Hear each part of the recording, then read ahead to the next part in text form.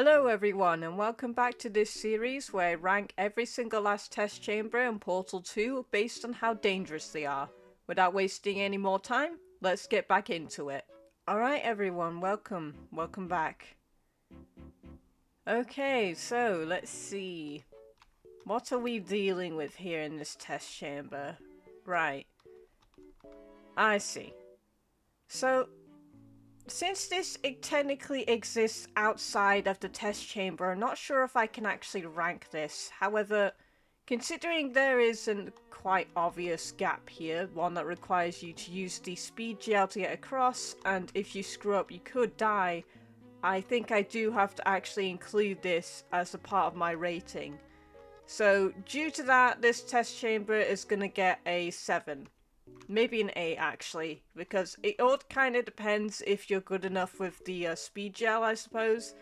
And also, like I said, if you screw it up, well, there's no way out of that. Maybe that would get a 10 then, but I'm not too sure. I'm feeling a little bit mixed on this one, but for now, I'm going to give this one an 8. I'll see you guys in the next test chamber. Alright, welcome back. So, we're still dealing with the speed gel and we're still dealing with, you know, the obvious pit down here. We've also got the bouncing stuff, which means if you screw that up, you could hurt yourself on this or obviously overshoot and fall into the deadly goo.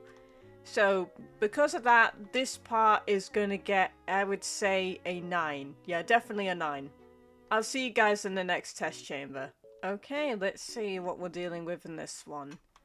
So again, a lot of deadly goo here, but again, I'm still not entirely sure if I should include it, but considering that, you know, it's in every single one of these spheres, we have to put that into account, but they did put them here on purpose, so we do have to, you know, think about that.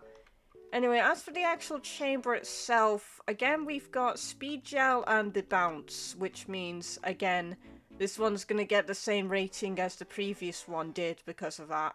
I'm going to give it a 9. Yeah, this test chamber is giving me the feeling that if you weren't like an expert like Shell is, you would definitely fall into the water and let's just say you wouldn't be having a good time. Anyway, I'll see you guys in the next test chamber. Hello everyone, welcome. So, I believe that this right here is the last test chamber before we get back up and have to deal with Wheatley. So, this was a rather short chapter, I think. In terms of chambers, I mean. I don't mean like this was the shortest chapter in the entire game. I just mean I won't really have much left to rate after this, because I already did Wheatley's chamber ratings earlier in my first episode, I believe, but yeah. So, anyway, I think I got myself a little bit distracted. So what do I think of this chamber? Well, there isn't actually too much things you can do to hurt yourself here because it involves the newly, well at the time, newly created conversion gel, which, you know, all you do in this test chamber is just fling this stuff around so you can get from area to area. I suppose the only real hazard here is this part where you have to fling yourself, and you could potentially hurt yourself there, but considering all the other test chambers we've been through so far, I'm gonna give this one actually a pretty low rating. I'm gonna give this one like a 1 on the danger scale.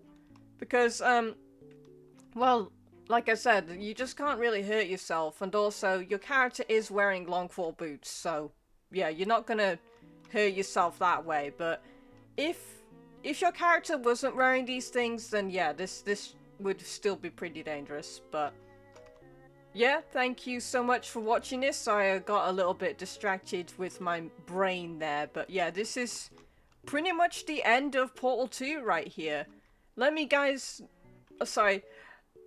you guys let me know what you think of all these test chambers and all the danger ratings I gave them so far. Let me know if you agree, disagree, and whatever.